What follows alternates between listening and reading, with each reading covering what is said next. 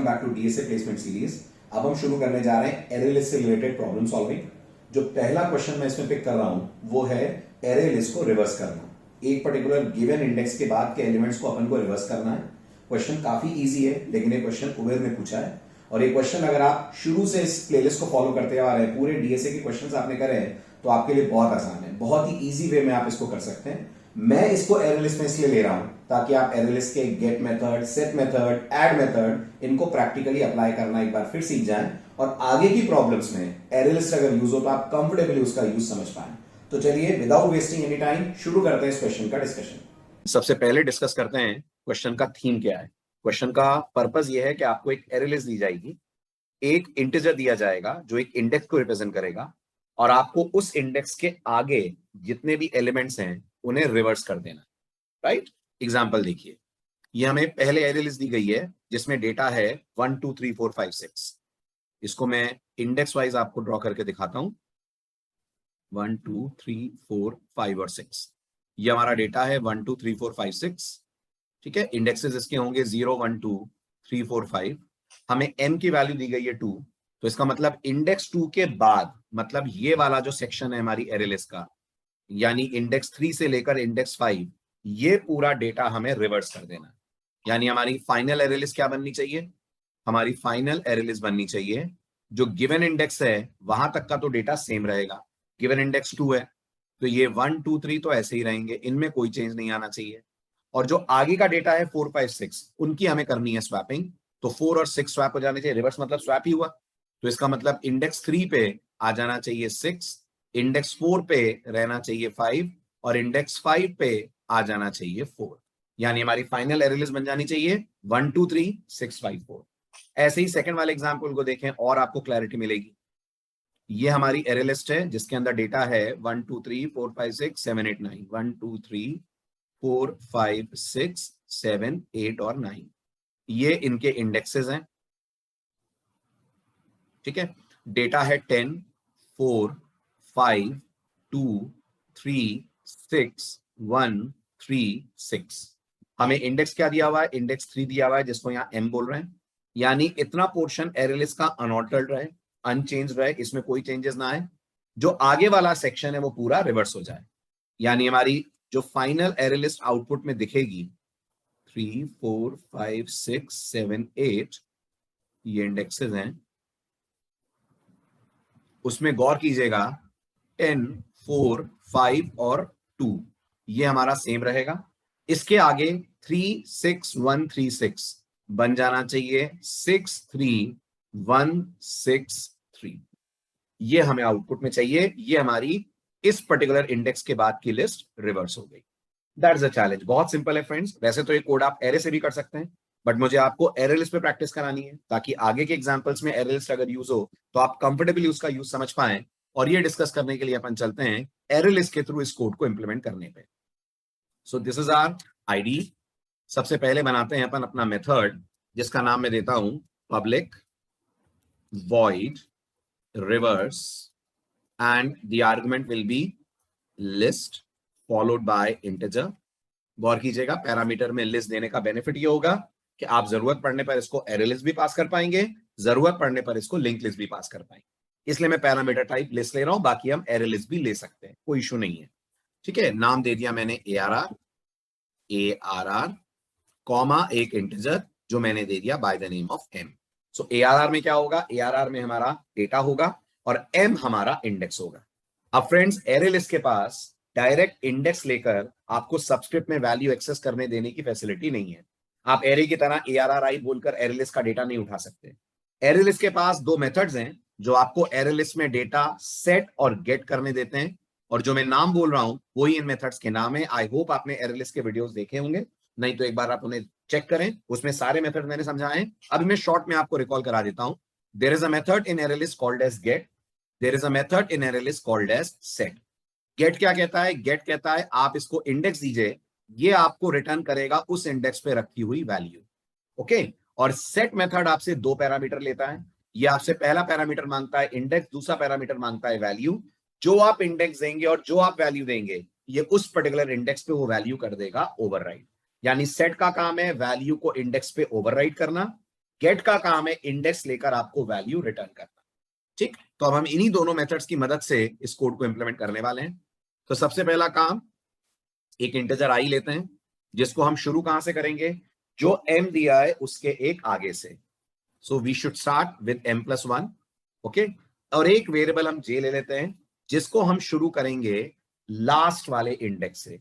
Last वाला index हमें कहां मिलेगा, साइज -1 वाली पोजीशन यानी इंडेक्स पे मिलेगा, राइट। अगर एरे लिस्ट की साइज है 5 तो आखिरी एलिमेंट का इंडेक्स होगा 4, तो हमें मिल जाएगा वो arr.size-1 से। लूप हम तब तक चलाएं जब तक i लेस देन j है। गौर करिएगा, हम इस कोड को ऐसे भी बना सकते थे कि हम बिल्कुल ही रिवर्स चलते, लेकिन हम क्या कर रहे हैं, 2 पॉइंटर अप्रोच ले रहे हैं। एक पॉइंटर हमारा होगा m+1 इंडेक्स पे, एक पॉइंटर हमारा होगा लास्ट इंडेक्स पे, और हम ये वाले एलिमेंट और लास्ट वाले एलिमेंट को स्वैप करेंगे। फिर दोनों पॉइंटर्स को बढ़ाएंगे, i इंक्रीमेंट होगा, j डिक्रीमेंट होगा।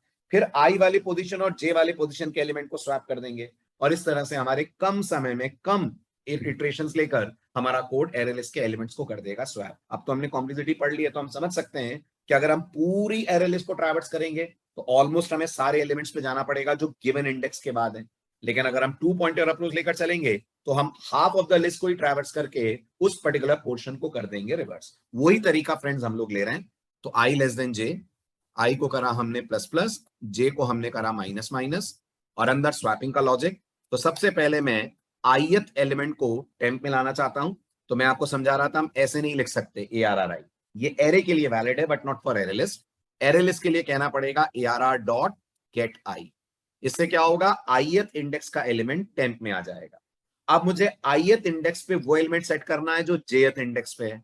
मैं ये नहीं बोल सकता arri इक्वल टू arrj, ये हम एरे में बोल सकते हैं friends, but not with array list. इसको एरे लिस्ट के सिंटेक्स में कन्वर्ट करिए, तो मैं बोलूंगा arr.set, सेट करना है। क्या करना है सेट, इस इंडेक्स पे, कौन से इंडेक्स पे, ith इंडेक्स पे कौन सा एलिमेंट सेट करना है, jth वाला एलिमेंट सेट करना है।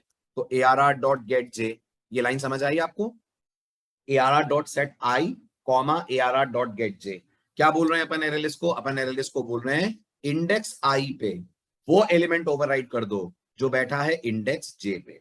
तो इंडेक्स j पे अगर 5 है तो 5 आकर इंडेक्स i वाली पोजीशन पे ओवरराइट हो जाएगा। i वाला डेटा हमने पहले ही टेम्प में रख लिया है।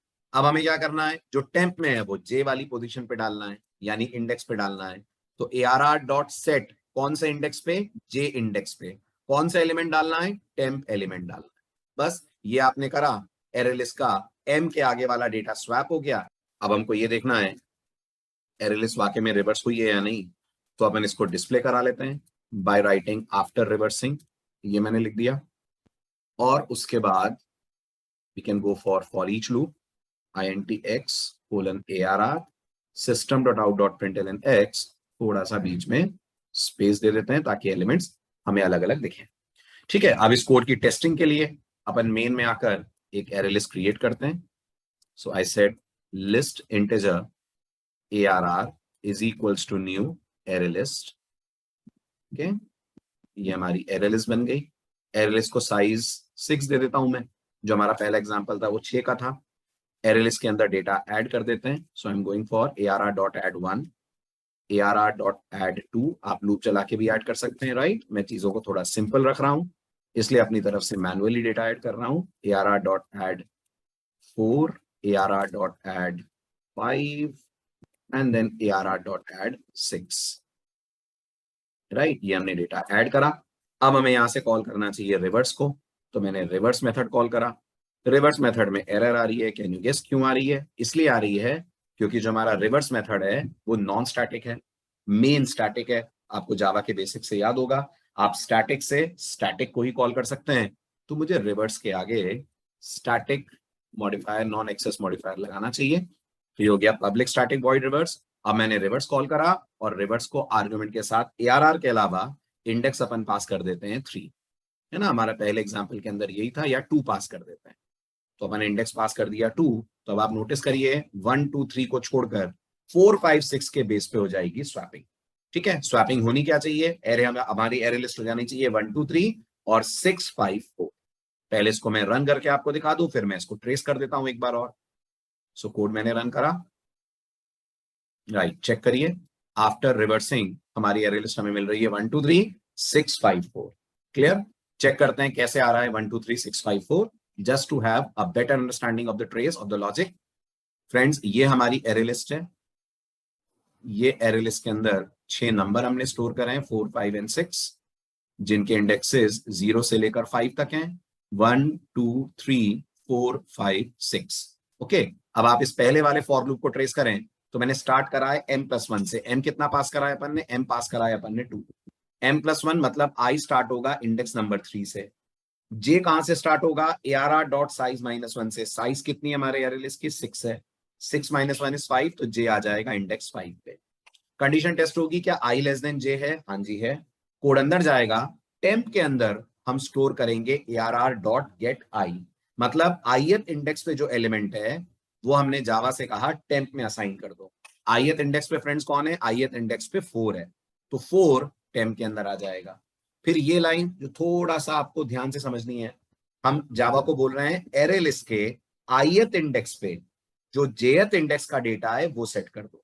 ये करने के लिए हमने क्या कॉल करा? सेट मेथड कॉल करा। सेट को पहला आर्गुमेंट i पास करा, i की वैल्यू कितनी है? 3, तो ये हो गया एरे लिस्ट के इंडेक्स 3 पे वो डेटा सेट कर दो जो एरे लिस्ट के इंडेक्स j पे है। j का इंडेक्स कितना है? j की वैल्यू है 5, j इंडेक्स पे वैल्यू है 6, तो जावा क्या करेगी? इस 4 को हटाकर इस पे ओवरराइट कर देगी 6। उसके बाद फिर हमने कहा arr.set j, 10, यानी jth इंडेक्स पे वो ओवरराइट करो जो 10th में है। jth इंडेक्स इज 5, 10 की वैल्यू है 4, तो इंडेक्स 5 पे जावा जाएगी और 6 की जगह ओवरराइट कर देगी 4। इसके बाद i इंक्रीमेंट होगा, इंक्रीमेंट होकर i 4 पे आ जाएगा। j डिक्रीमेंट होगा, डिक्रीमेंट होकर j भी 4 पे आ जाएगा। 4 लेस देन 4 कंडीशन हमारी हो जाएगी फॉल्स। कंट्रोल लूप से बाहर आकर एरे लिस्ट का डेटा आपको डिस्प्ले करके दे देगा। एक बार और मैं कोड चला के आपको दिखा देता हूं, तो डेटा आपको दिख जाएगा एरे लिस्ट के आखिरी की 3 values in reverse order. So original data था 1 2 3 4 5 6, हमें अब डेटा मिल रहा है 1 2 3 6 5 4। ये पोर्शन हमने कर दिया reverse. Okay, so I hope आपको ये वीडियो और एग्जांपल समझ आया होगा। अगले वीडियो में ऐसे ही एक इंटरेस्टिंग क्वेश्चन के साथ मैं आपसे फिर मिलता हूं। Till then keep loving, keep sharing the videos and thank you so much.